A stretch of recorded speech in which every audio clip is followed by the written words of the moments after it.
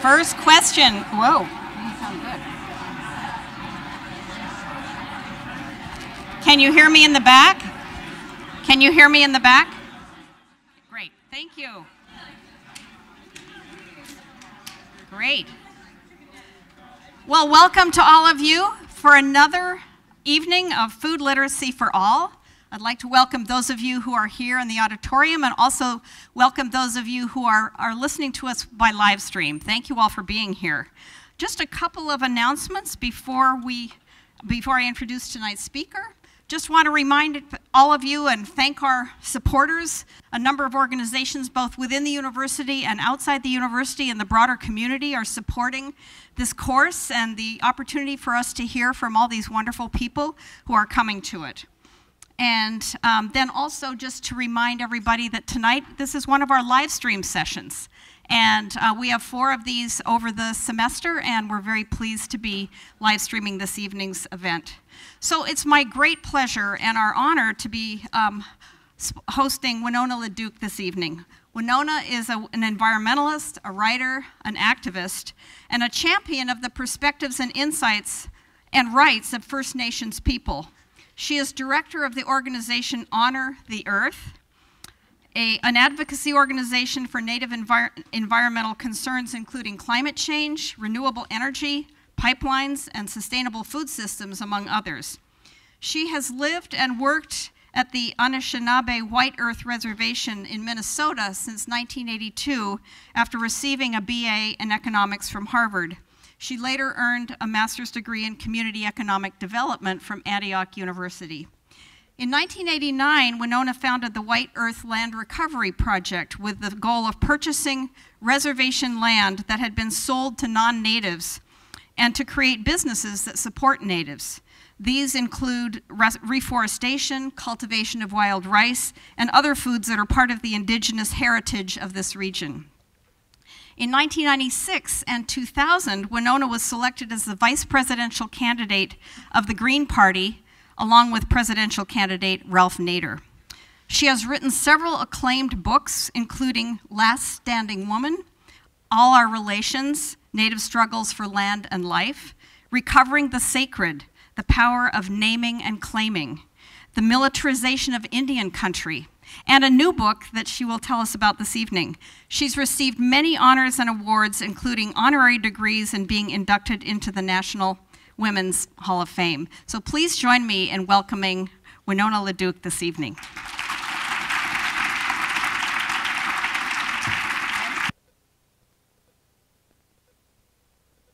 Hi.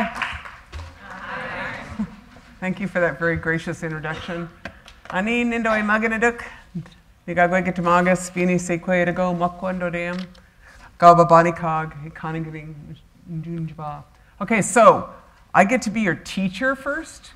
And apparently, do you guys have like these little blue clicker things? Some of you? I've never heard of this. Oh, yours aren't blue, because yours are the teachers. So I'm going to ask you like 4 questions to see how long my lecture has to be, okay? Wait, now how do I get that off? I don't know how to do that. Does somebody know how to do this? And so you can kind of work among yourselves and you know, try to answer these. And is this your first question? Think hard. Scratching your heads out there. Come on. She's going, I don't know. I don't know. You're supposed to come up with A, B, C, D, like one of them. That's all I'm asking you, right?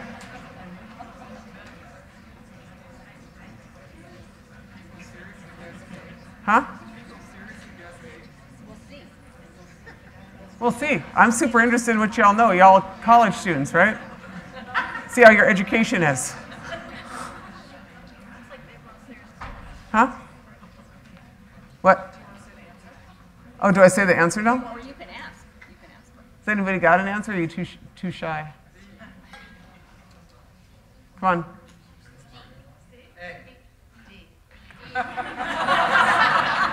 This is horrible. More than 500 federally recognized tribes. Right? No. No. Over 500 federally recognized tribes.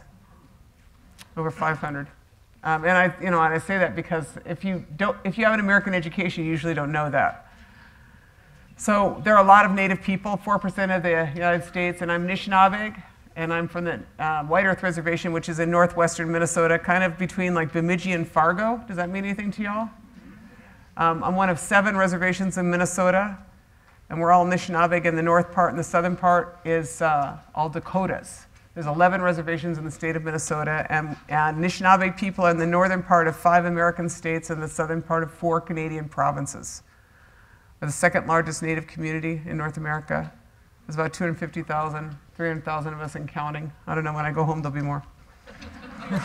My house has a lot in it. Okay, then I push this thing. Oh my God, this is like scary. What do I do with it though? Come on, someone better help me with this. I don't know how to operate this. You showed me this. Okay, it should go. Oh, you know, it's being difficult. Here we go. I can just do it to the next slide when you go. Will it just go right here? Yeah. No?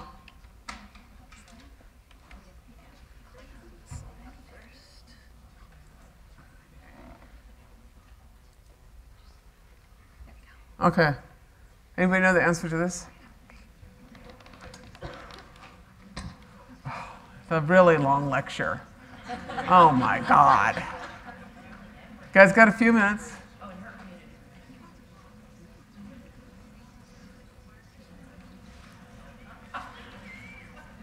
Okay, what's the answer? Enbridge. Wait, did y'all do your answers so that I had that? Yeah, how'd we do? Pretty good, huh? No, not very good. You guys, this is like not good. Okay, you guys, I have to give you the very long lecture. Okay. Okay, now I go for the next one, right? Jeez Louise here. Oh yeah, look at that.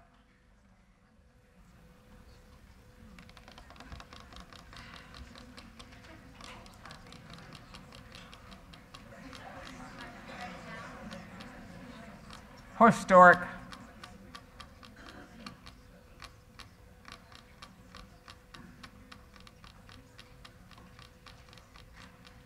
Okay, you guys voting? Is something to show up there? This is pretty entertaining, actually. Yeah, pretty good. 8,000. But, you know, most of you guys got the idea that there's a lot, right? That's good. That's a really good start. Okay, I think that was all, but there might be one more question. Is there one more question?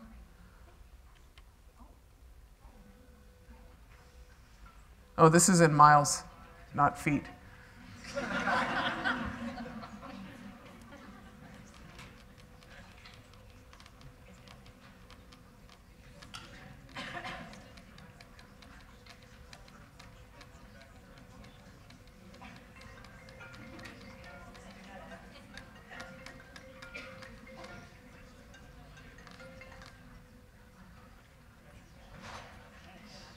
Is the answer going to show up?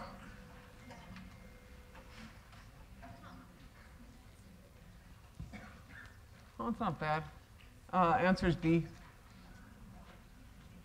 But that wasn't counting that Fiji water.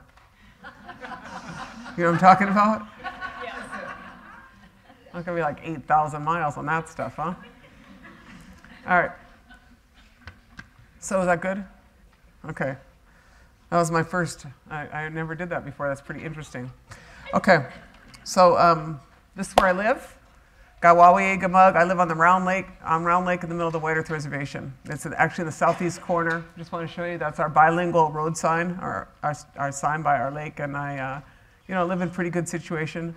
To say I live in a log home with a bunch of my grandkids and kids, and then a bunch of water protectors. Actually, got a bunch of people that have come in over the past year since Standing Rock have been staying with me. So that's where I live. This month in our language is called Nemei-Benegesis, which means a sucker moon. Sucker is a kind of fish. I assume you all know that, aside from some people or whatever. That's a sucker moon. The moon that follows this is called Ona-Benegesis, or the maple. That's not the maple. It's the hard-crusted snow moon. Is what follows that. And that's like when it freezes and thaws and freezes again, right? Also known as the moon you don't want to do face plant in the snow. It's Kigami-Zigigisis, that's around April, Might be a little earlier here. That's our maple syruping moon. When's your maple syruping start here? April or? But now it's coming end of February, really, because of climate change, right? Is that y'all too?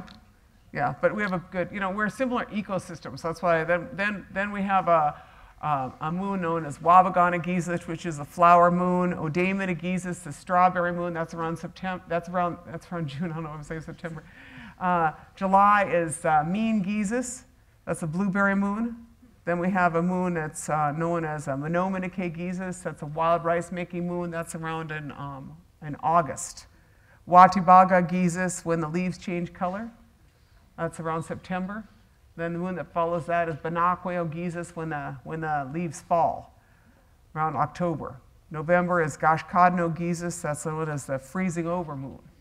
Then Manitou Giza Soons, that's the little spirit moon, and Gigi Manitou Giza, that's the great spirit moon. Those are some of our moons in our language. I thought you might like to hear Anishinaabe Moan, that's the language from this territory. But did you also notice that none of those moons is named after a Roman emperor? Y'all got that, right? So I just want to say it is possible to have an entire worldview that has nothing to do with empire. You'll be okay. Just let it go. It's really not that helpful at this point in our existence. All right, so this is some art from our territory. This guy has passed away. His name is Roy Thomas. And this is Anishinaabe art. How many of you have seen this kind of art before? So it has some characteristics that are quite different than Western art forms. And I want to say, as you gathered from my introduction, that I was an undergraduate at Harvard University. And if you wanted to study the art from Europe, you went to the Fine Arts Department or the Fogg Museum. But if you wanted to study native art, you went to anthropology. And so what I want to suggest to you is that that's an evaluation of knowledge. That's a valuation of culture. And at this point, I think that that is not particularly helpful, to not value cultures that are outside of European cultures or American cultures, and that it is possible that the solution to the problems that we now face is not found in the paradigm which created them. We got to be brave and courageous and think about that. Inside this art, you see, it's called X-ray vision. It looks inside these beings, and then a lot of times there's spirit lines that connect these beings, because we have this teaching of Indinaway Muganatuk that we are all related. But this art itself, this piece is called We're All in the Same Canoe, which pretty much is, I think, where we're all at right now. So I say that because in our teachings as Anishinaabe people, they refer to this as the time of the seventh fire. And in this time, it said that we as Anishinaabe people, we were told by our prophets a really long time ago. Our prophets told us that a lot of things would happen to us, but they said in the time of the seventh fire, the Anishinaabe people would be faced with a choice between two paths, two mikana, two different roads. And they said one road or one path would be well-worn, but it would be scorched. And the other path, they said, would not be well-worn in it, and it would be green. And it would be our choice upon which path to embark. So I tell you that because that's what they say about us as Anishinaabe people, but I'm pretty sure that's where we're all at. We've got a choice about which way to go, in this country here, and I want to talk about what we're going to do and where we're going to go. Now, this is some art that came out of Standing Rock, our battle at Standing Rock. This is one of my board members, Kim Smith, and me in our pretty black dresses. But this is this man is Sitting Bull. And what I want to talk about is what I refer to as the Sitting Bull plan. And that's a lot of where I think our thinking needs to go. Because Sitting Bull is a great political leader of the Oglala Lakotas and the Hunkpapa Lakotas. Sitting Bull said something a long time ago, which I think has a lot of value today. He said, let us put our minds together to see what kind of future we can make for our children. Let us put our minds together.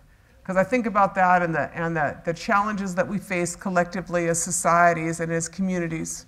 The question of what it's going to be like 50 years from now here. Oma'a King, or 50 years from now anywhere in your community. What's it going to be like? Who's in charge of that? Where's your water coming from? Where's your food coming from? What are you going to be thinking? How are we going to be treating each other? Will we be conscious? Those are really questions that we got to work on, the answers to. And if you think that the answers are going to be handed to you by someone else, you're going to be pretty disappointed with what they offer you. If you think the answers are going to come from, some Washington, D.C., you might not like it. So a lot of this talk tonight is about, our community and how we decide what way we want to go. And so I want to talk about the Sitting Bull plan, and I'm going to start by talking about making America great again, okay? So this is my idea of when America was great, that there was 8,000 varieties of corn. That's when America was great. Tremendous agrobiodiversity. And the corn that was created in the Western Hemisphere, you know, corn doesn't exist in nature. It's called teosinte in nature. And it doesn't even look like corn, but it had to be bred carefully, you know, in northern Mexico for generations to create all those varieties. And I think about that a lot, because who did a lot of that? Of course, that was indigenous people, because we were the ones doing it. But also a lot of that was the work of women. You know, a lot of people don't give women credit for work, but the fact is that the best seed selectors, the best people at that are women, because not only do we do a lot of the farming, but we also cook things and we prepare them. And I'm a farmer. I'm going to talk some about that, you know, during this today. But, you know, I had a couple squash get together and it wasn't good this year. So I'm not saving those seeds, right? Sometimes those squash get into other squash's business, right? You know, so what I'm saying is, it's like some of my squash is good keeper, right? You know, and I want that. If I'm going to keep it over the winter time, right? Or something like that, and it's got to taste good. So that's what I'm saying, is that we didn't get any credit, you know, and those 8,000 varieties weren't created by white guys in white suits from Monsanto and Syngenta. You know, and a lot of the answers to the questions that we face today, you know, the fact is that 70% of the world's food is not grown by Kraft, Syngenta, or Monsanto. It is grown by farmers in villages and communities, subsistence farmers, indigenous people, and peasant farmers. That's who grows most of the world's food. You know, the $13 trillion food industry, $13 trillion food industry is not that industry. That is brought to you by Monsanto and Syngenta, but they do not produce the majority of the world's food. So my idea is tremendous agrobiodiversity, and my idea is tremendous biodiversity. Buffalo, single largest migratory herd in the world. That's when America was great. 50 million buffalo, that's when America was great. When there was billions of passenger pigeons which darkened the skies, and you could walk across the backs of salmon in these lakes and rivers, and you could drink the water in Michigan. When you could drink the water from rivers and streams in Michigan, that's when it was great. And this is where we got to, right? Battle between worldviews, you know? There's a battle between worldviews.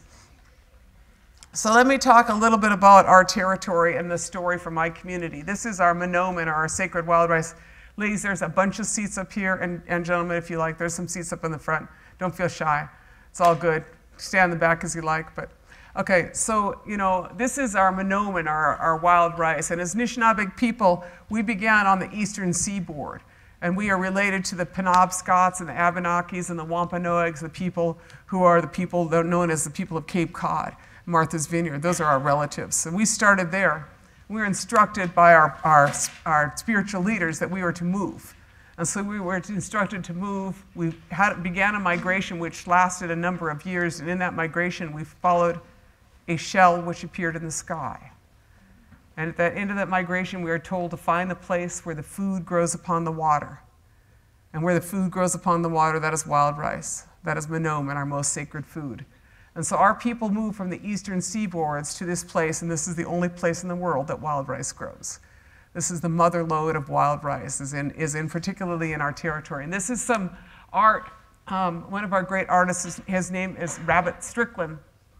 And this is Nana Boujou and Nokomis out in wild rice. And for those of you who do not know, which may be a lot of you judging by the answer to the first question, the wild rice, it grows on lakes and rivers. We do not plant it, the Creator plants it.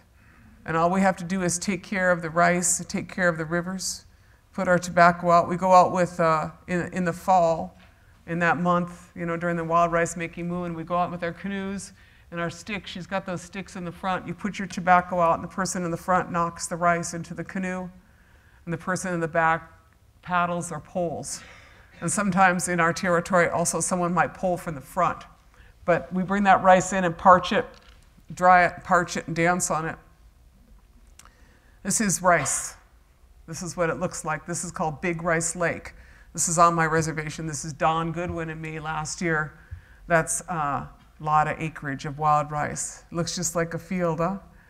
You know, we have huge lakes full of wild rice in my territory. Our people fought for that, and that feeds not only our bellies, but feeds our spirits, you know. And so Don and I have been amongst a lot of people that, you know, these guys here, these are the Thompsons. And this is what ricing looks like, you know, in our territory. They're on Big Rice Lake. So this is my story. I'm working on food security. I'm hanging out, minding my own business, being a farmer on my reservation. And all of a sudden, the Enbridge Corporation announces these pipeline proposals. Now, we are the people that are up pipe from y'all, right? Because those pipes come from Minnesota. And so what we have is this history of this tar sands pipelines. This is called the Enbridge Main Line. And we have 6 pipelines that are along that northern route. They were put in the 60s, and they were put in before the Clean Water Act, and the Clean Air Act, or any environmental regulation. And they were put across those 2 reservations, Fond du Lac and Leech Lake. They also clipped part of Red Lake, which they didn't really know that they clipped it. When they went across. And there was a lot of duress in those tribes and a lot of, you know, just passing on. It's just a pipeline, whatever. And so they got 6 lines in. That's the main line of Enbridge, right? And those lines are all pretty dang old. I mean, they're as old as me. You know, I'm 58 years old and I'm a little bit better shape than most of those lines. You know, they are disintegrating. It's particularly this one is called Line 3, and that's what feeds into Line 5. That's what fed the Kalamazoo. That's what also feeds into the Straits of Mackinac. These lines, because they go across Wisconsin. So what happened is that one day I see this announcement in the paper that they are going to put a new fracked oil pipeline from the Bakken oil fields. You see that there sign there, the Bakken oil fields, fracked oil, called the Sandpiper. It's called the Sandpiper. And they want to put it across. They want to bust a new corridor through the south, and that corridor goes right through the headwaters of the Mississippi. That's how that is there. And then it goes through the best wild rice territory in Minnesota. And, you know, we already had 6 lines. And we said, you know, we aren't going to do that. You aren't going to get another line. And so our people began a battle. And this battle began in 2013. I spent 5 years fighting Enbridge. And, you know, I gave them 5 years of my life, and we ain't done yet. But they want to put that line in. And it's called the Sandpiper. Fracked oil pipeline with 640,000 barrels a day to cut across our best territory. And so we went out and I said, well, I got to get going on this. So I went out and started informing my people about it. And then I spent a lot of time informing non-Indian people about it. Because in northern Minnesota, there's a lot of lakeshore owners. You know, there's 10,000 lakes, and a lot of people on those lakes love their water more than, I'm betting love their water more than they love the oil from Canada or the oil from North Dakota. And so we went out, got a lot of people thinking about it, and my theory was if we could get the Norwegians mad, we'd be good, you know? There's a lot of Lutherans and Norwegians and, you know, Scandinavian people in the North Country, and I was like, get them mad. They're very persistent, you know? So we built a multiracial alliance between the Ojibwe people and the non-Indian land owners in the North Country, and a lot of people, you know, from the South who might have had lake homes, and we mounted this resistance. And there's a movie on this. I'm going to our opening tomorrow night called First Daughter and the Black Snake, which is a movie about the battle against the Sandpiper. But we prayed. You know, I dreamed we should ride our horses against the current of the oil. And I have 11 horses, but I didn't really have quite the plan. And then my kid said, "You don't even have a horse trailer, Mom." And I was like, "Oh, I'll get a horse trailer." I went on Craigslist and found a horse trailer. And then they said, "Well, you don't have a truck." I said, "I'll get one of those too." So, you know, basically, we prayed and we rode our horses on the proposed pipeline corridor, because I dreamed we were supposed to ride our horses against the proposed route, you know, against the current of the oil that they were proposing. And so we rode, and we had a lot of ceremonies, and a group called Friends of the Headwaters filed a lawsuit. And in that lawsuit, you know, we built a lot of citizen opposition to it, but that lawsuit required a full environmental impact statement on that proposed pipeline. And when that was court ordered to the state of Minnesota. The state of Minnesota appealed it to the Minnesota Supreme Court, and the Minnesota Supreme Court ordered the state of Minnesota to complete what's known as an EIS on that proposed pipeline route. And on August 2nd of 2016, after a 3-year battle on that pipeline, and one day after our 4th horse ride, because we had ridden 4 times on that route, one day after our 4th horse ride, the Enbridge Corporation announced the cancellation of that pipeline. And that was in 2016. And this is just so you know where you are, right? I'm saying that this is the Enbridge main line, and it is heading to you, right? And so my story is really your story. And what we did is we stopped 640,000 barrels a day from coming your way. That's what we did. And now, but what happened is that about a day after they announced the cancellation of the Sandpiper, the Enbridge Corporation purchased 38% of what is the Dakota Access Pipeline, which is the pipeline that they want to go across Standing Rock. And so we followed them out there. We followed them out there. And I just seen this one lady here. She was at Standing Rock. How many of you were at Standing Rock? Raise your hands. Thank you. Thank you. And the rest of you, we got a lot of support. So I want to thank people for supporting us. Thank you for supporting us out there. And, you know, this is what it looked like at Standing Rock. This is, you know, there's a backstory to this, like how North Dakota became known as the Deep North, you know, which is what we refer to North Dakota as. But this is, you know, what it is like being a water protector. This is what it's like on September 4th when you're a water protector, when they put the dogs on you with the security forces, right?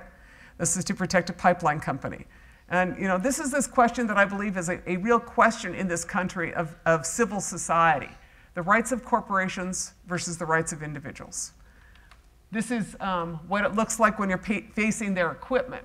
So I just want to point this out to you as the piece on the right that is tan is called an MRAP. I had to ask someone in the military what that piece was. I said, what the heck is that? Mine-resistant armored personnel carrier. Mine-resistant armored personnel carrier. And just to be clear, you know, so that thing drives through buildings. That's what that thing does, right? And that, it says on the side, you can't see it in this picture, but it says Stutsman County on it. And Stutsman County has maybe 5,000 people in the whole county. There is really no reason to have an MRAP in Stutsman County. But what happened is that until the Obama administration stopped it, the military has been surplusing excess military equipment to civilian police forces. And then they are deploying them in cases like this. This piece here on the right, on the left is called an LRAD, long-range acoustic device intended to blow out your eardrums, right? And so to me, you know, that Trump reestablished the practice of surplusing military equipment to civilian police forces. But to me, this is, you know, this is a Selma moment in our movement. This is this moment where exactly how much are they going to do to you? You know, how much are they going to shoot you for a pipeline? You know, and a lot of our people, we had 840 people were arrested, and a lot of people were in fact injured at Standing Rock. Injured at Standing Rock when they pulled out the full military on us. This is the bridge on November 23rd. This is the incident that Sophia Walensky lost most of her arm in. And this is our camp. You were here then. Isn't that a nice picture? Are you looking for your tent? Yeah, I can see my yurt. Yeah, her yurt. I might even remember you and you. Craigslist. Huh? Bought off of Craigslist? Nice yurt. So this is, you know, I want to get, you know, if you were not there, you might have seen some of these pictures, but part of my point in this is that, you know, it's not the easiest thing to feed and coordinate thousands of people in the middle of winter in North Dakota, right? Y'all get that? You know, most of you probably wouldn't even want to have a party of more than 20, right? You know what I'm saying? Try having a party of 4,000. Without running water or electricity. Without running water or electricity, right?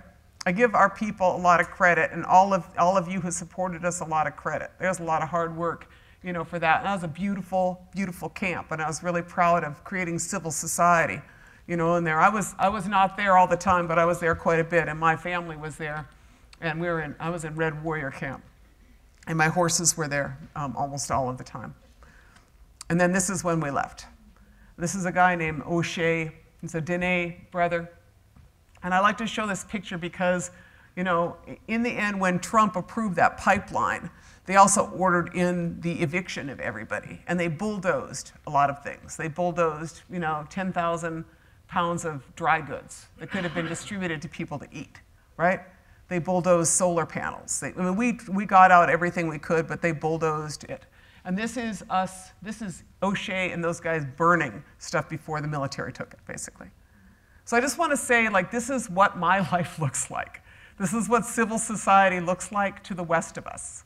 And this is the battle that we are facing, because while we defeated them in North Dakota, Enbridge came back with the third pipeline, which is called Line 3. 940,000 barrels a day, propose to go in exactly the same route that we defeated them in 2 years ago. And so that is the battle that I'm engaged in now, and that's a 940,000 barrel per day tar sands pipeline. We are in a very, very tough regulatory process, and the battle in Minnesota is quite a bit different than the battle in North Dakota. First, we won the last round, right? Second, Minnesota is not North Dakota. We don't have any oil. We got 10,000 lakes and 6 pipelines, and we already don't like the pipelines. Minnesota also sets a really interesting precedent for all of you, because if Enbridge can start abandoning pipelines, which is what they want to do, they want to abandon their old line and get a new route. I raised a lot of kids, and that's like not how it works. You don't get to like leave your old mess and make a new one, right? Huge, huge precedent. Huge precedent. Bitter battle. And just what I want to say is, like, if you missed your chance to get arrested at Standing Rock, you could come see us this summer in Minnesota if they issue that permit. Okay? Camping's going to be great. I guarantee it. Contact us at Honor the Earth or at stopline3.org. So I'm telling you this story because I cannot talk about my food without talking about the issues that my food faces. You know, I live in this place where you can still drink the water from a lake, right? You can still drink water from the lake in Minnesota, right? I got a spring right by my house. And all of that, you know, and my house and my community eats a lot of our food. And it's the only thing that we know. It's the only thing we know. We don't, you know, town is a 4-letter word, and I don't even want to go there, right? You know, I'd rather just eat at home, and we got everything we need. And so this moment in time is really that prophecy moment for us as Anishinaabe people. And what I want to say is like a little bit of a background about how this happened. And this you all are facing in Michigan. Average fracking well only lasts for 5 years. See that? Because it's the bottom of the barrel. It's extreme extraction. You've run out of conventional oil, and so everything else is down there. You got to bust up the bedrock of Mother Earth. So you got to keep production up there, you got to keep fracking, busting it up and opening new wells. But the point of this chart here is pretty simple, is that we don't call it the Dakota Access Pipeline. We refer to it as the Dakota Excess Pipeline. And we do that for the simple reason that North Dakota may have the Bakken oil fields in it, but anyone who's been watching it out there knows it's not in the best shape. And so 2 years ago, they had 900,000 barrels of oil coming out of the Bakken. And Lynn Helms, the Minister of Mines, predicted that by 2017, there'd be 900,000 barrels of oil coming out of the Bakken. He had no jump in projections. So why they need a 560,000 barrel a day pipeline? You understand what I'm saying? Like, that's what spite and greed looks like. You know, they had no need for that pipeline. They just want to make sure that they got that, you know, and got that over us. And you know, this is the nature of where we're at. But I want to contextualize it because this is North Dakota. This is an Indian people who took out this ad. This is, you know, non-Indian people who are concerned about sex trafficking in the Bakken. And so at some point, I'm trying to look at this whole issue of the intersection between food systems and fossil fuels. And what I'm saying is that we created a system that's pretty much slathered with fossil fuels from the farm to the table, right? And in that whole process, and our whole where we're at in North America, we spent a lot of time saying, well, we need the oil. And the question I got is, what's the price? You know, and I have to be honest, I feel like kind of like you know, it's like, you know, it's like, how much are you going to justify that oil? How much are you going to justify that oil for? This is what it used to look like out there before the Bakken. This is, see, if you look over here in this, oh, I don't know how to use that fancy thing here. This is the fancy pointer thing. Oh yeah, look at that, fancy pointer thing. Okay, see that there? That's the Missouri River Basin. And the Missouri River, and those are Mandan earth lodges up along the top there, and this is a Mandan woman. And these are the varieties. Oscar Will collected these varieties and, in Bismarck, North Dakota, but he collected Mandan varieties. And so the fact is that the upper Missouri River Basin is kind of like the Fertile Crescent of North America. It's the center of agrobiodiversity of northern corn varieties. So many varieties were grown there, and that really, you know, it's the same thing. You get that fertile river bottom, right? You know, and that's where everybody grew that. All those people grew all that cool stuff. And these seed varieties are now owned by Syngenta. They are passed through a series of these companies, and they're now owned by Syngenta. But this is what happens when you lose your food security. This is buffalo skulls. You know, buffalo skulls, this wasn't about, this is about killing Indians, and this is also about destroying our food stock, right? This is what loss of food security, this is what it looks like in North America. Buffalo skulls, and then this is what it looks like. This is the dam project, and this is the tribal chairman of that tribe, the Mandan people. And they're signing a dam project, which is where they dam the Missouri rivers. It's called the Pick-Sloan Diversion Project.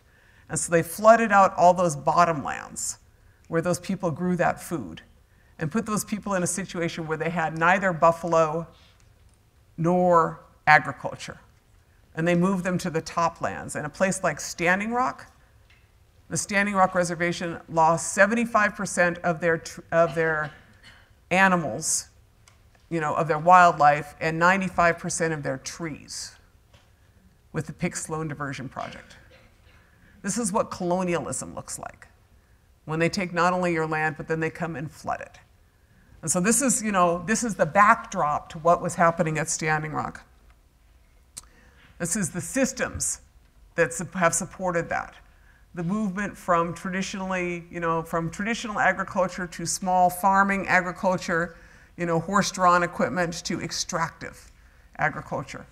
The pictures that you have today are like largely Northern Plains pictures. And the transference of these seed varieties that are, you know, viewed as sacred foods by indigenous people to become property.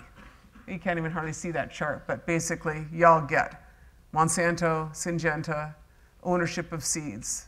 The vast majority of the seeds that are, you know, consumed in the broader industry are owned by those corporations. And then this is also North Dakota. So just as a little bit of a, you know, picture, how many of you heard of the Dairy Termination Program? Any of you? I feel like I must, not a single person in this room has heard of the Dairy Termination Program. That's like so interesting. Sometimes I feel like right, so in the 1980s, the federal government decided to move dairy to California. And so they set up this program called the Dairy Termination Program. And they marked, I lived on a farm at the time, and they would mark, they sent all those dairy cows to slaughter. That's what they did in the 1980s. And so they changed, you know, if you look at Wisconsin, Minnesota, you know, if you drive through our territory, Michigan, you guys still have a much more integrated farming community that exists.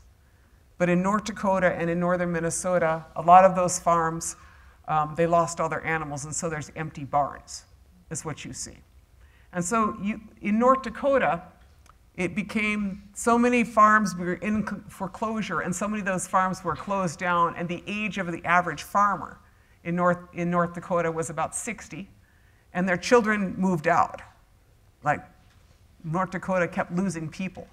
These demographers called the Poppers, Frank and Deborah Popper from Rutgers University, went out to North Dakota and they studied it, and they said there's like 1 person per square mile out here, right? They said it returned to, quote, frontier status. That's what they actually termed a lot of North Dakota. It is so depopulated because people moved to warm places like California, right? Their kids graduated from school in these small towns and left the farm, and they didn't come back. And so then what you have is a bunch of aging farmers in North Dakota who have lost their ability to continue farming in any tangible way because of whether it is debt, right? Predatory industries, GMOs, right? Y'all follow me how this happens? And then you have about this, you know, so that was in the 80s, and by the end of the 90s and early 2000, the Poppers, what their proposal was, is they came out there in the 80s and they said, you know, you should just do this thing. You should just like pull up your fences and return this whole thing to Buffalo. That's what they said. I thought that was so interesting. They said you should just return this whole territory to Buffalo. They called it the Buffalo Commons. They said in the same area of the northern plains where there's today 28 million cattle, there used to be 50 million buffalo. And those buffalo did not require a fossil fuel industry to support them. They didn't need feedlots. They didn't need grain. They didn't need hay that was put from someplace else because they lived on 250 species of grass, of the tremendous biodiversity of the plains. And so the Poppers basically said, y'all should pull your fences. Y'all should just return to buffalo, right? They said that in the 80s. And they were like run out of North Dakota like they were like heretics, right? They were like, people from Rutgers University from the East, people from the East coming to North Dakota telling them what to do, right? And then about 20 years later, in 2000, I went to hear the Poppers speak in North Dakota. And they were invited back by the North Dakota Farm Bureau Association, who said, maybe they're right. Maybe we should do that. And so there was this moment in time where North Dakota could have done the right thing. And that is the same time, essentially, that the Bakken oil fields reopened. And so they came in and they the oil industry kind of preyed on those farmers. You understand what I'm saying? I'm describing the scenario of how you become the deep north. How you become the deep north. You get more and more fearful. You have a lot of hatred towards Indian people, which exists in North Dakota. Our arrest rates, our incarceration rates, everything, super high. And then the Nazis move in. There's a film called Welcome to Leith. I don't know if any of you heard about it, but it's this film about the Nazi movement in North Dakota. And because these towns were depopulating, like the Nazis came in and like bought towns. Crazy, huh? But this is one of my favorite pictures. I looked it up on the internet after I heard about this. I know these women. This is Phyllis Young. They were all at Standing Rock. Madonna Thunderhawk, Mabel Ann Chasing Hawk, and I forget the sister's name. But they captured the Nazi flag of Leith, North Dakota, and then they burned it. So this is a little bit about how that all happened out there. You all get this backstory picture, right? So we call it the Deep North, and we still got a lot of work out to do there. So I'm going to talk a little bit about this intersection between fossil fuels and food. I'm an economist by training. I guess you kind of got that from my intro. I'm a rural development economist, and I'm really interested in, hey, what's our plan, right? I'd like to have a plan. I feel like this is where I am. This was in 2000. We're a little further along, and basically in my life, I've consumed half the world's known oil. I had a really good time. Y'all were with me, most of you, right? We're hanging out, we were like, I used to go to drive-in movies. I don't know, y'all didn't get those, but that was before the internet and such, But we'd like, go to drive-in movies, and we'd drive around in our cars, right? And I'd fly around. I flew here, I said, had a great time, and I try to get all that food from really far away, get my flowers occasionally from Colombia, right? Y'all know what I'm saying, right? Like, we've just been busy consuming. I had to break it to my kids before they could drive that I consumed half the world's fossil fuels, and they're like, damn, Mom. So, well, I didn't do it myself, but, But my point is that this is what we're doing. Not only are we consuming them, but we got to this place where we have this huge transfer of wealth to oil companies, right? And I think that that's like a little bit of a problem. And so my analysis on this is like, I don't know if any of you have addicts in your family. I have some addicts. I've had addicts in my family. And I don't know if addicts are kind of a drag. Did you ever notice that, Like, I just feel like, I have one addiction, that's coffee. Like, I'm really good on that one. I'm sticking to it. But, if people have like a drug addiction or an alcohol addiction, they do crazy stuff to get their fix, right? And do you ever notice it's like always your fault? You know what I'm saying? It's like, I didn't do that. They made me do that. There's like all kinds of rationalizations for their behavior, right? All kinds of rationalizations for their behavior, but it's really all about getting their fix. And they'll do a lot of crazy stuff. They'll steal, they'll lie. Sometimes they'll fight you, and sometimes they'll kill you. There's some rough stuff that happens, and I feel like that's kind of what our situation is here. I feel like I live in a world where we are so addicted to fossil fuels that we do crazy stuff for them. We do crazy extreme stuff like bust up the bedrock of Mother Earth, put down 602 chemicals and pretend like that's going to work out for us. Or, maybe we do crazy stuff like drill 20,000 feet under the ocean until you end up with something like the Deepwater Horizon, right? Pretending like that's going to work, or the tar sands, or blow off the top of 500 mountains in Appalachia for some coal, right? That's like crazy stuff. And then you let some, you know, then you got what's going on with, you know, not only just in Washington now, but I feel like, you know, how are you going to do if you let a bunch of, you know, I feel like you, not only are we collectively as a society kind of like a big junkie, but it's like you're letting your dealers write your public policy, right? And I always think that dealers don't write good public policy, right? That's kind of my scenario. You know, my feeling right now is like, I want a graceful transition out of this, right? I don't want to like crash every ecosystem. I don't want to invade any more countries. You know, I don't want to like destroy more aquifers. I want a cool way out, you know, and I got some plans for that, but that's, you know, this is the questions of where are we and where we're going. So this is what combusting to oblivion looks like. This is a Navajo generating station at, you know, on the Navajo reservation. And I know you guys are smart, so you know you have been watching too much Fox News, so you know this is what's going on with the temperature, right? And you know that this is going on with the ice, right? Y'all know this stuff, right? Because you guys are at, you know, university and you know these things. This is what's going on with your CO2. It's going into your ocean, you know, because that's what most of the planet is water. And so it turns out that you put the CO2 in the ocean and it does what? It acidifies it, right? So this is what climate change looks like in an Alaska Native village. You know, this is in the United States. And I believe this last year we had more, we spent more on climate change related disasters than any previous year in history, right? And this is the Fort McMurray fire in the tar sands a couple of years ago, right? I mean, it could be California. And this is what happens to your ocean. This is your ocean on acid. So I don't have to write you a long memo on what that means for food security, right?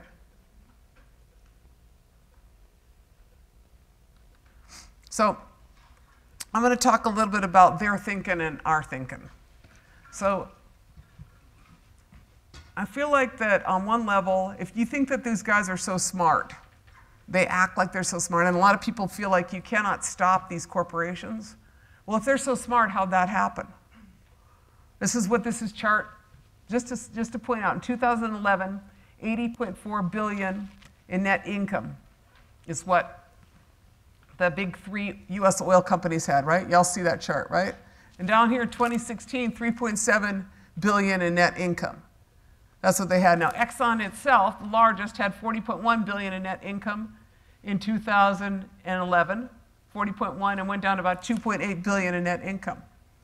Now, people feel like these companies are really, you know, that they are infallible. But my point of this is that if you were the CEO of Exxon and you had a company that had $40.1 billion in net income in 2016, in 2011, and in 2016 you had $2.8 billion in net income, and you're in Exxon, you know, you think you'd still have your job? No, you wouldn't have your job because you would be Rex Tillerson, the former CEO of Exxon, who was appointed by the smartest guy in the world, Donald Trump, to be your Secretary of State, right? But my point in this is that they ain't so damn smart. Like that's not so smart, you know. And I don't really understand what this was, but this was like yesterday, right? Y'all saw that yesterday, right? And I think there was some tweeting about it, right? I think that Trump was tweeting, "It's all good" in the hood. So I was like, that don't look so good, buddy. That don't look good. All right. So I'm gonna quit on that stuff, and this is my sister. So this is, now we're gonna go into the solutions, as you've gathered, but I always like to point out my sister here.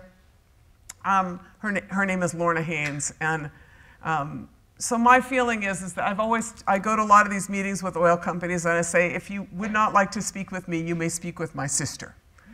And she's 6'2". You know, she's kind of like, I refer to her as the Genghis Khan of the Ojibwe women. Can y'all see that there? And this is us riding our horses with the Cowboys and Indian Alliance, you know, these guys that defeated the Keystone Pipeline, the last round, right? And we were in Washington, D.C., and she's next to that guy. He looks really cool in his really cool outfit, but she looks way more badass. So this is my, she's a little bit of my community and who I work for, but this is what a sustainable economy looks like. This is my tribe and our wild rice on Big Rice Lake. This picture was taken last year. And that's the rice coming off the lake in our canoes. And then we bring it in and we let it dry and we parch it over a fire for about 2.5 hours.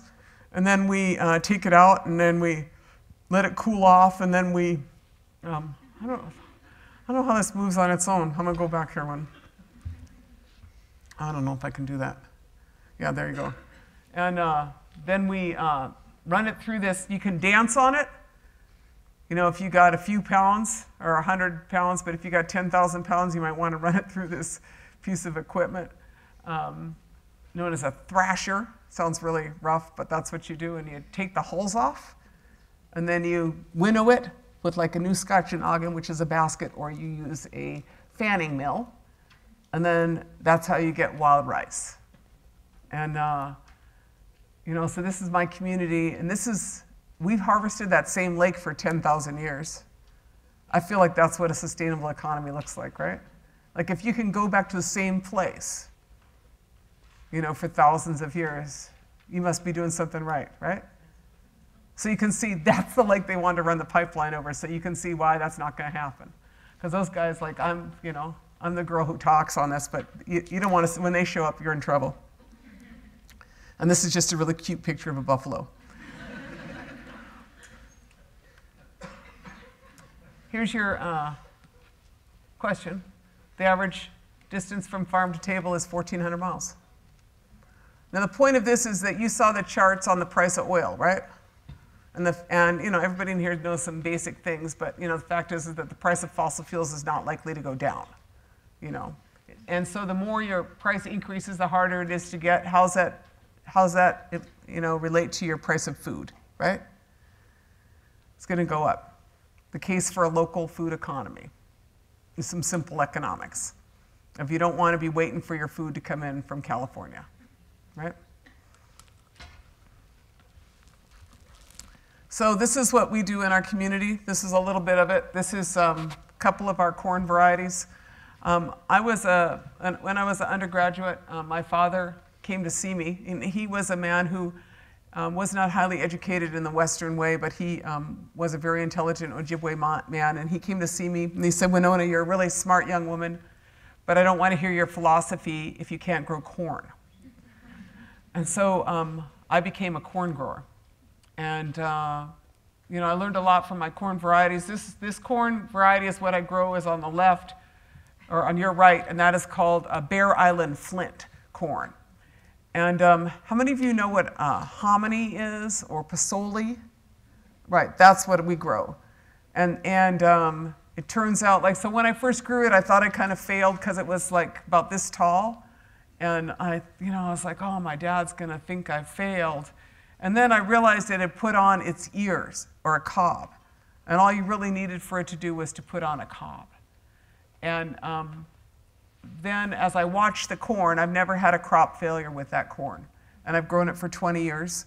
And each year, it's a little different, the circumstances, but it's drought resistant and it's frost resistant. And when the big winds came through, Monsanto's varieties tipped over and mine stood. So I grow corn varieties. I'm mostly interested in agriculture in a time of climate change. I'm interested in what you're going to grow that you're going to be able to eat, how you're going to feed your community as the climate changes, and I really believe you have to return to the agrobiodiversity of indigenous varieties, and I believe that you have to, plant diverse varieties. And these guys have twice the protein and half the calories of market varieties, and when cooked, as they are appropriately cooked with ashes, it bioactivates the B vitamins in it. And so they are very highly nutritious. And so that's what I grow as a Bear Island. And this variety here is called an eagle corn. Is that cool looking or what? That's Pawnee eagle corn. And this variety, I got permission to tell this story, but the Pawnee people, they used to be called the Arikaras. And the Arikaras still live in that Missouri River Valley where I showed you the picture of those houses and that woman, right?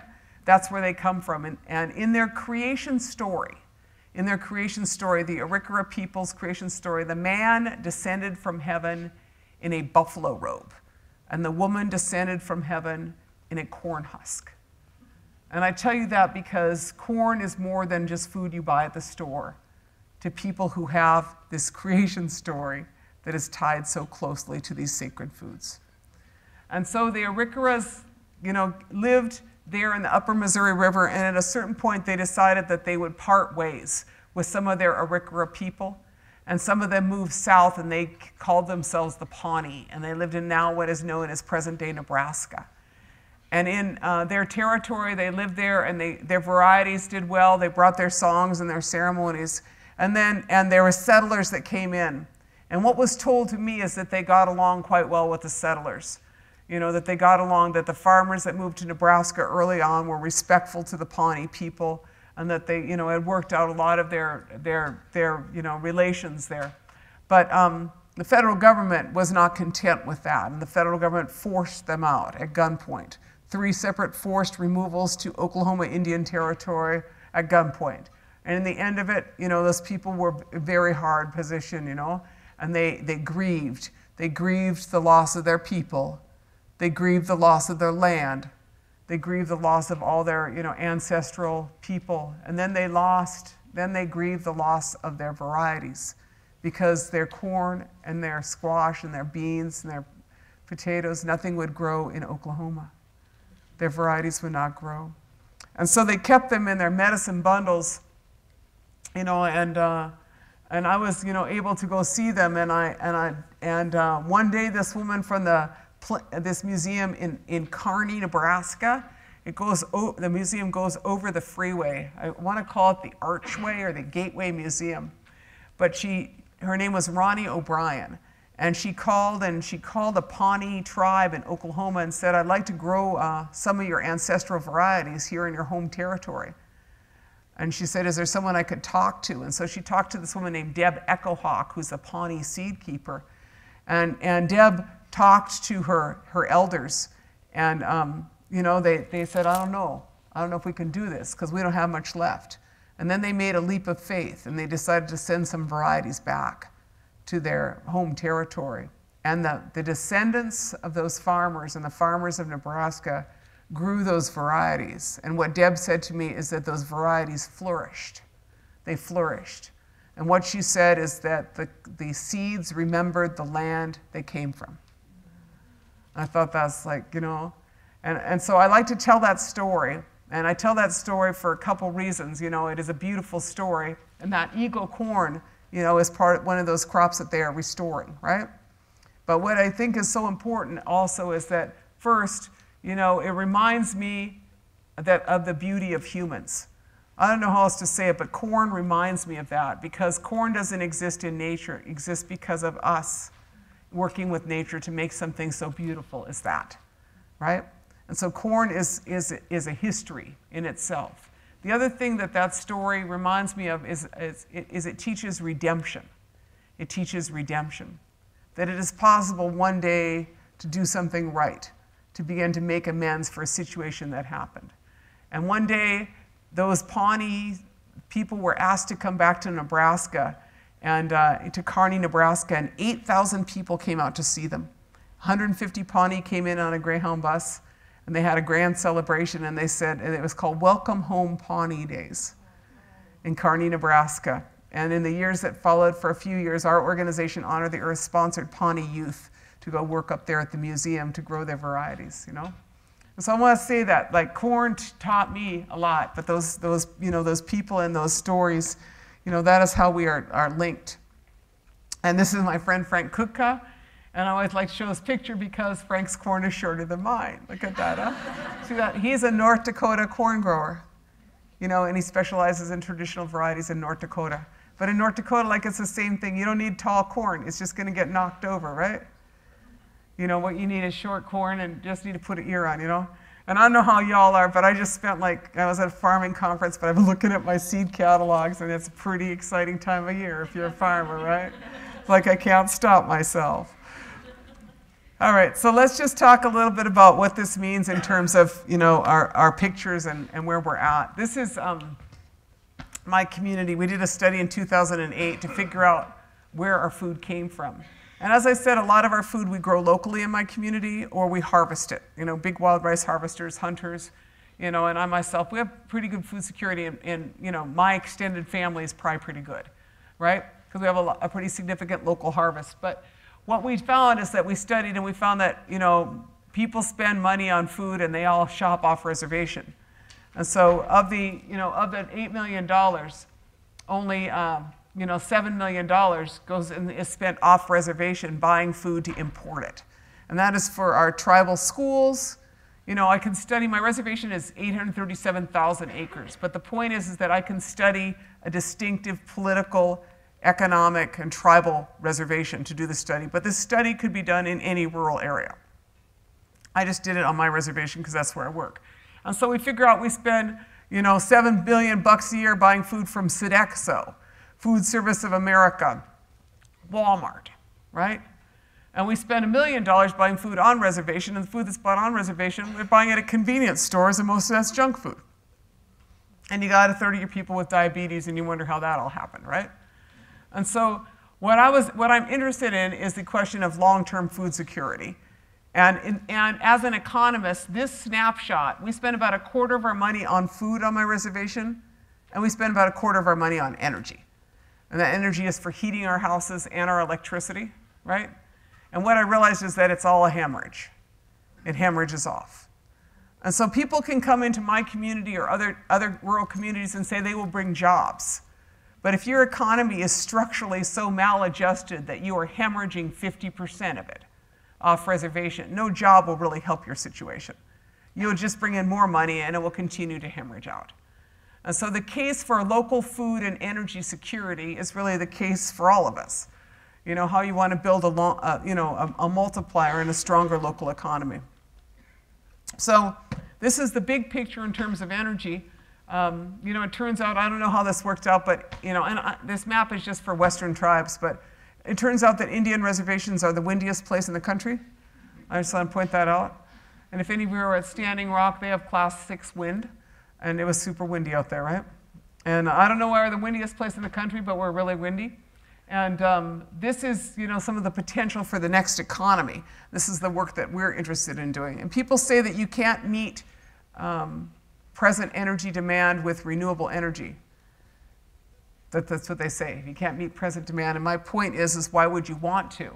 Because if you look at this chart, between point of origin and point of consumption, this comes from Lawrence Livermore Labs, and there's an updated chart, but it's just even worse. Between point of origin and point of consumption, you waste 57% of your power in this country. So, like, what kind of dumb society is that? You understand what I'm saying? Is why would you want to meet present demand if you waste 57% of your power? What you want to do is get smart, get efficient, get a lot more local. Build a local food system and then not slather fossil fuels on it, right? Build a local energy system and decouple it from the stuff that you know, is our economy. So this is a little story about my community. I wonder if this slide got out of order here. Could have.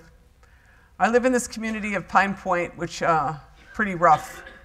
They did a film on it a couple years ago called The Seventh Fire, which was a really poorly named film. I think I call it poverty porn, that film. But it shows, like, we have a meth epidemic in my village.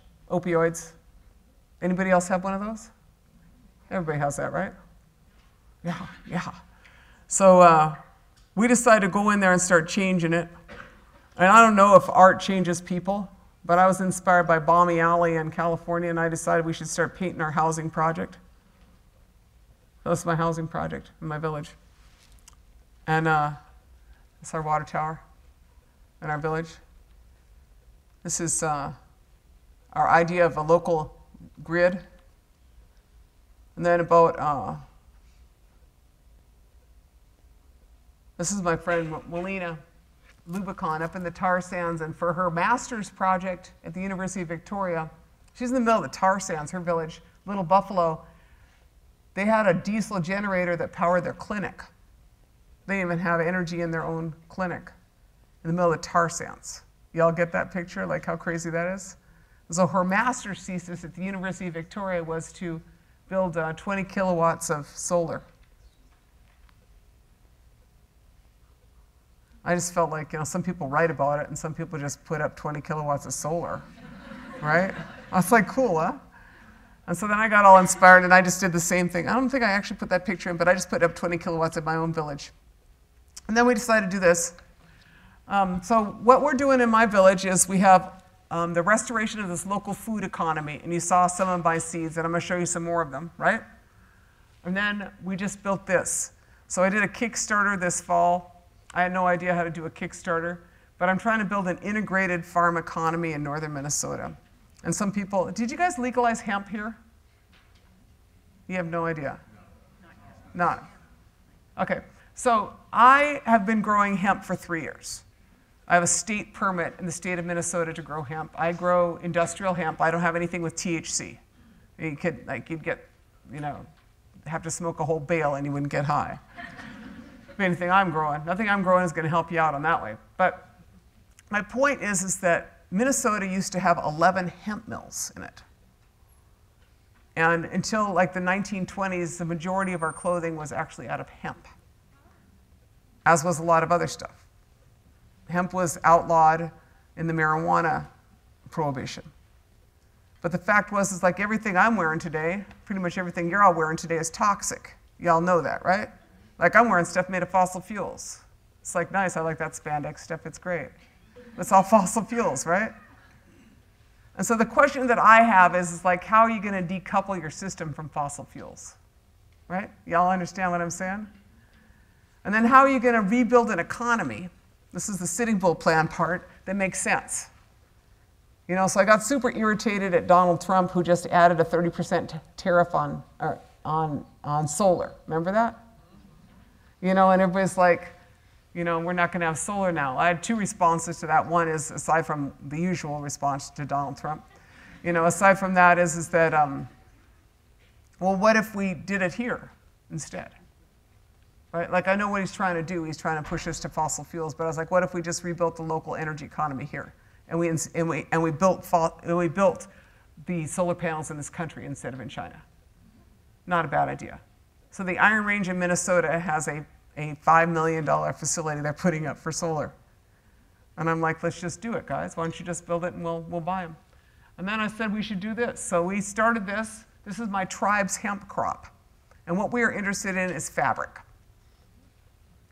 And we're interested in rebuilding the milling industry in the Great Lakes region that was flax, which is what you turn into linen, and hemp.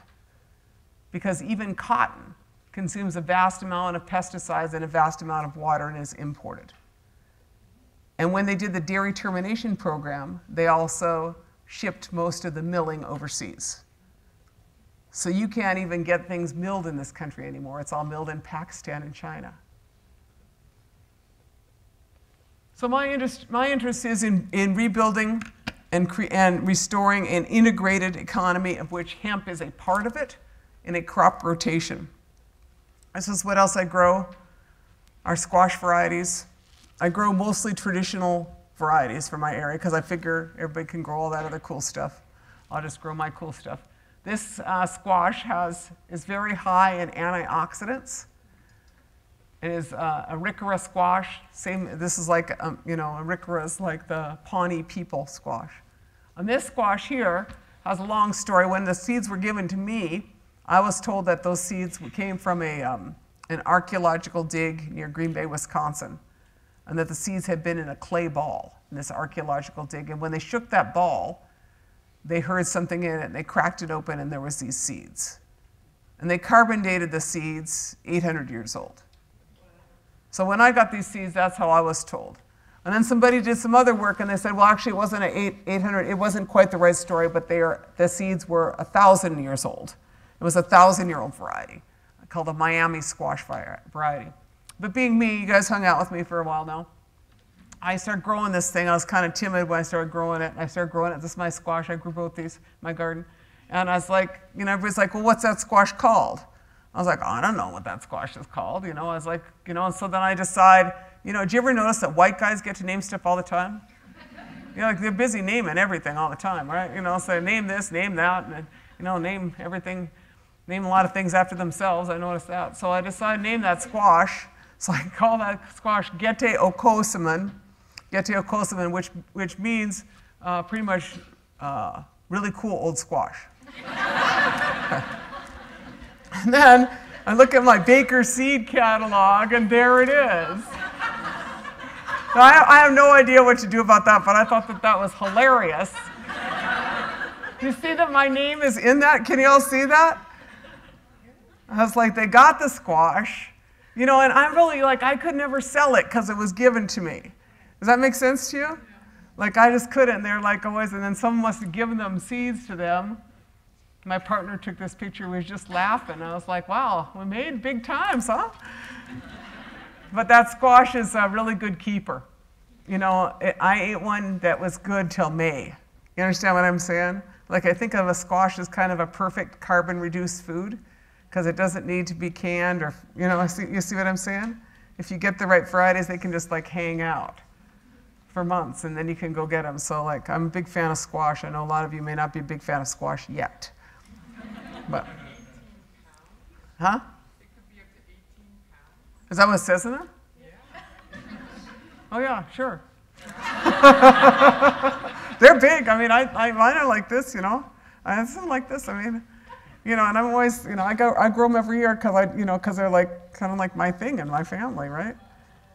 They're big. They're really yummy, and they have like a huge number of seeds in them. But I just thought it was super funny when they arrived in the seed catalog with our name on it. I was like, oh. And so this is my idea of a farm to school program. So we grow these corn. This is a Dakota white flint corn, and I ran a farm to school program for a while in the Pine Point Elementary School. This is me attempting to teach 5th grade boys to braid corn. Not the highest success rate, but they're pretty good. I know all these kids, they're all big, tough kids now, too, And I show them that picture once in a while. I'm like, you and your braiding skills, man. But, my idea is like, and it's the same idea that a lot of you have, is like, I grow the cool stuff, but I want my people to eat it, right? And so I provide it for ceremonies, because we have a lot of, like, some of you might be, about our powwows and all, but we have a lot of ceremonies. And so I'm the girl that usually brings the corn and squash varieties, Other people bring their wild rice or their deer meat or their fish, But I'm the one who brings like those things because I feel like, what I feel like is that your spirits should have that food. You understand what I'm saying? Like in your ceremonies, you should have that food. And then also, I'm always trying to make sure that that food is available for the people in our community that most need it, right? And then now I started selling this last year, and this year I'm going to be more of a commercial grower in addition to that. But mostly for, I'm not going to be ever a real big grower, but I grow cool beans, cool squash, cool corn varieties, cool potato varieties. That's good. And then this is me in my Vanna White pose. I just laughed because I was like, my cousins didn't want to take it. They're like, no, you take that picture, Winona. But that's us braiding our corn. It looks cool though, huh? Like all our corn varieties. So, this is what a local food system looks like. And basically I'm telling you this story because like we could wait for someone to fix this stuff for us, but it's not gonna happen. So we just decided to start doing it ourselves. And in the meantime, you gotta fight off a lot of different pieces, but you got some choices. Choice between two paths. This is a woman on a horse at Standing Rock, And I feel like there's that path. And I'm hoping I'm not looking at that this summer. But I'm ready. My horses are ready. And, this is a woman leaving Standing Rock. And I just feel like in the privilege of, my life, I've seen a lot of changes and I've seen a lot of courageous people. And I know that, we got a lot going for us. But I feel like we're way cooler than they are. I don't know how else to say it, We have cool squash. You understand what I'm saying? Like Kraft has no cool stuff. We got it, and so a lot of our work is about making sure that we not only preserve that, but it flourishes. you know, because in ensuring that our varieties and our food systems flourish, you know, our people are really strong and really proud. This is something very few people see. I just have to share this with you. I took this picture about 2 weeks ago. This is when they pack up their pipeline and leave. Y'all get that? Very few people get to see a pipeline company leave. That's the Sandpiper. As we speak, each day they are taking out all those pipes. I heard they're going to Texas or something, but yeah. I cried when I saw that. You know, but to me, you know, that I can't have that fossil fuels I can't have it in my rice. And it turns out I can't have it in my soil. And it turns out I can't have it in my air. You know? So our farming operations, a lot of them are hand. We got some tractors, but we also got horses. You know, we have horse farming at our scale. Because I'm really interested in the post-petroleum economy, the post-petroleum food economy. And if you put if you go organic agriculture, you can sequester about 1/4 of the carbon. And that's what we want to do. Carbon belongs in the soil, not in the air. And the way that happens, the way that change happens, is really through people doing it. You know, the federal government ain't going to solve this one. It's local food, local energy, you know, and changing that economy. This is a water protector picture in downtown Duluth. We painted this mural this summer because I believe that art changes how people view you. And so it's an Indian woman in downtown Duluth on 2nd Street and 2nd Street. And she's like she's about 60 feet tall and 40 feet wide. That's pretty cool, huh? That's our organization, Honor the Earth. Thanks for your time. I'd be happy to answer some questions if you like.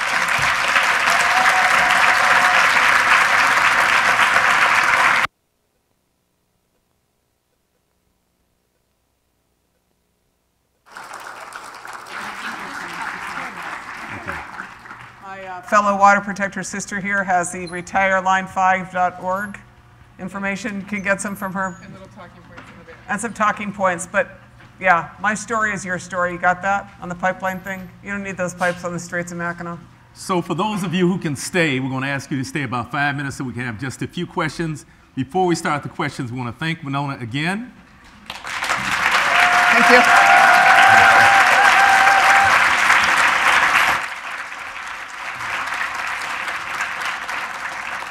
And we want to remind you that next week we'll have a similar discussion with Chef Njati wa Kabui from Kenya, who's going to talk about the impact of colonization on the African food systems. Yep. So we have just a few minutes for questions. Do we have the mic circulating? We got one mic here. Any questions? Yes. Wait till the mic gets to you. Sorry, this isn't about food, but the militarization of the police that you've written about before. Do you think DAPA would have been approached differently if they didn't have all the excess surplus military gear? Would other tactics have been used? Like if you have a hammer, the whole world is a nail, right? So if the police didn't have all that equipment in their back pocket, would it have been the same situation? You know, I mean, that's an interesting question. I mean, you know, so you guys heard some of my story, and it's like it's a lot longer story, but we knew, like, I wasn't watching that pipeline. I was like, I'm taking care of this here. I hope y'all got everything else. You know what I'm saying? Because I was like, I mean, you know, I spent 5 years on this, right? Every regulatory hearing. And so, you know, in the process of that, you know, we were in a different terrain. In North Dakota, the situation was skewed. You know, first of all, you got an oil-producing state and a lot of Indian hating, right? You have this, you know, you had a lot of hate. You call it the Deep North. I mean, it is the Deep North, the stuff that happens in North Dakota still. And then you had, you know, a frustrated oil state because the Bakken is tanking, right? You know what I'm saying? This is like the Bakken oil fields are not in robust shape. They had an 87% drop in drilling rigs out there. And so they're trying to blame someone. And they got some like idea that like if they have a pipeline, everything's gonna be okay, right? And then you had, you know, they didn't do an EIS, you know, and they didn't do anything. because they skirted all the federal regulations in the process. They streamlined the process, or fast-tracked the process so they could get through without the regulations. And so, there was a lot of circumstances which created that, but add to that the hate and the militarization. It's brutal.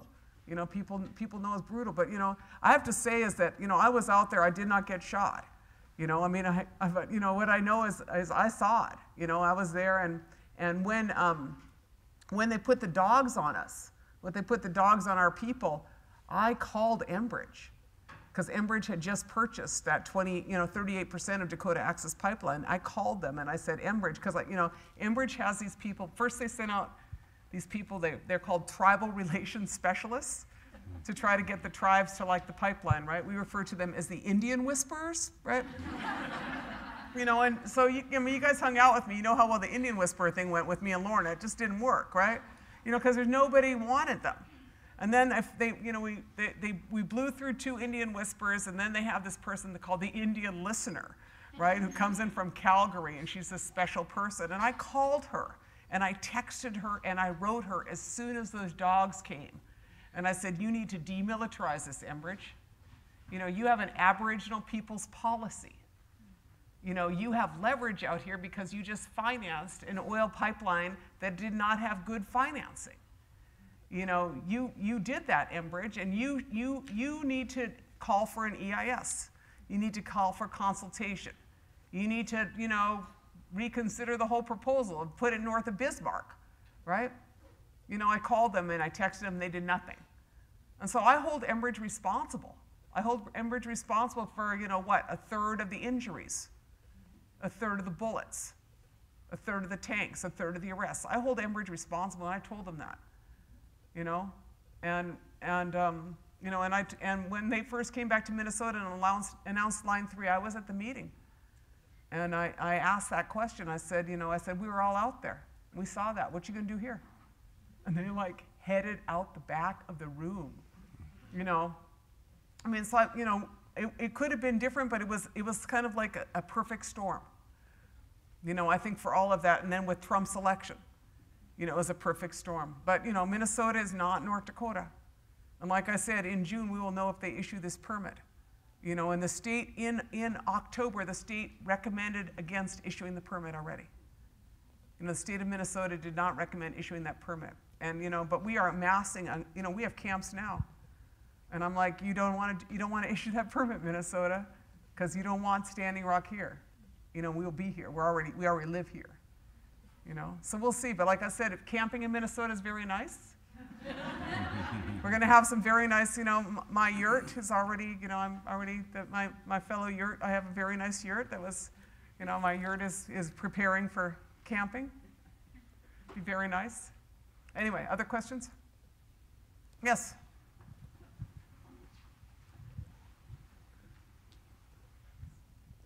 This is related to some of the things you said in your last answer, and I was wondering if you have lessons or suggestions both from DAPL and your fight with Line 3, because we have an Enbridge pipeline coming down our pipe, both in Ypsi Township and on the west side of Washtenaw County, plus Line 5. And so, yeah, I guess I was wondering if you have, I know that you said DAPL was different, and there's different people and different landscapes, but just things that we can do going forward, because it feels like we're surrounded on all sides in a lot of parts of Michigan. Yeah, I think we just need to keep pushing on them. They are the largest pipeline company in North America. They may be the largest pipeline company in the world. They are self-financed in some of these pipelines. They are not subject to the same divestment strategy that we have used elsewhere. Although U.S. Bank, they are getting some of their shares dumped. There's their investments dumped by big banks. BNP Paribas, the French bank dumped them.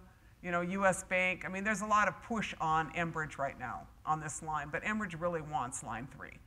One thing y'all need to do is support us in our Line 3 battle, because we're the way it's going to get to you. And if we stop them, it's not getting to you, right? So keep that in mind, and then keep pushing, because I think that the issues of, these are 50-year-old lines under the Straits of Mackinac. Those need to be pulled. We need to stop doing crazy stuff like that. And Michigan has been expressed great concern, and you just need to keep pushing on it. And I feel like, as those pipes left Minnesota, I've been asking for the past year. I was like, You know, I tell Enbridge and I tell the state, I said, look, you know, we don't want those pipes here. You should send them someplace that needs them, like Flint. You know, we're a place with a D in infrastructure. This country has a D in infrastructure. In our energy infrastructure, and as well in our sewage and water infrastructure. And we're a first world country with a D in infrastructure. You got gas mains that explode and blow up city blocks, right? So I'm like, put people to work fixing that stuff. You know, put people to work fixing the infrastructure. You don't need new infrastructure. What you need is the infrastructure you got to work, you know, for people, not for oil companies. So to me, that's a lot of the Minnesota battle, and that's certainly the Michigan battle. You know, you guys have crumbling infrastructure, quite obviously, you know, and people deserve that. So I think, you know, people deserve real infrastructure. So keep pushing.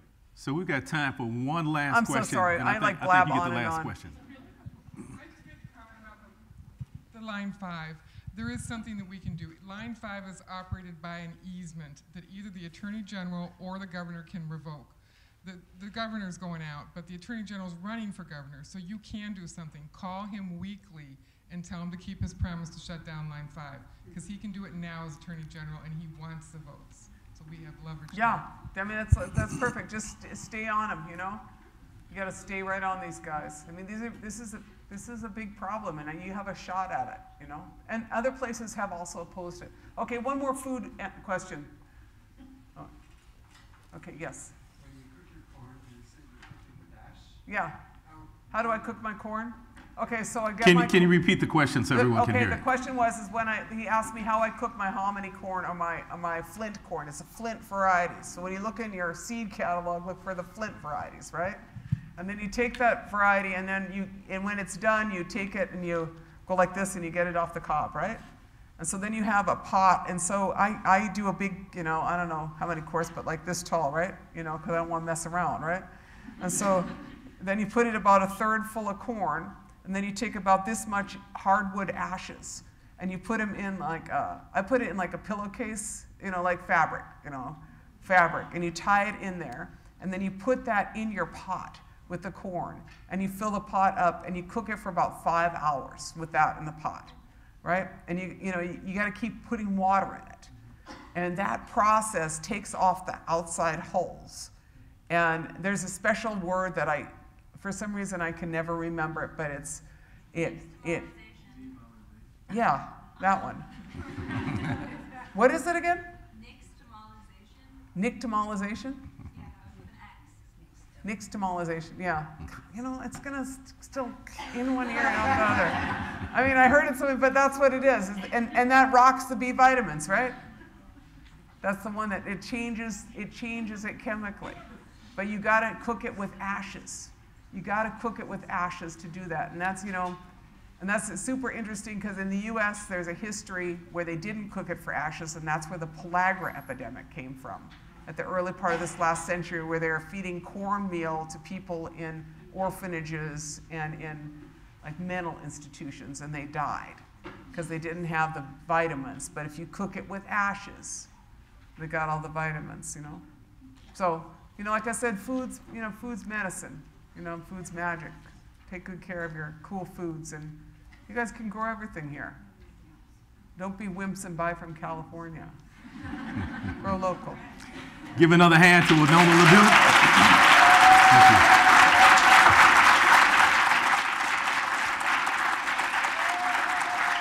Thank you. Thank you. Thank you. And she'll be around in the front for just a few minutes if you want to come up and speak to her.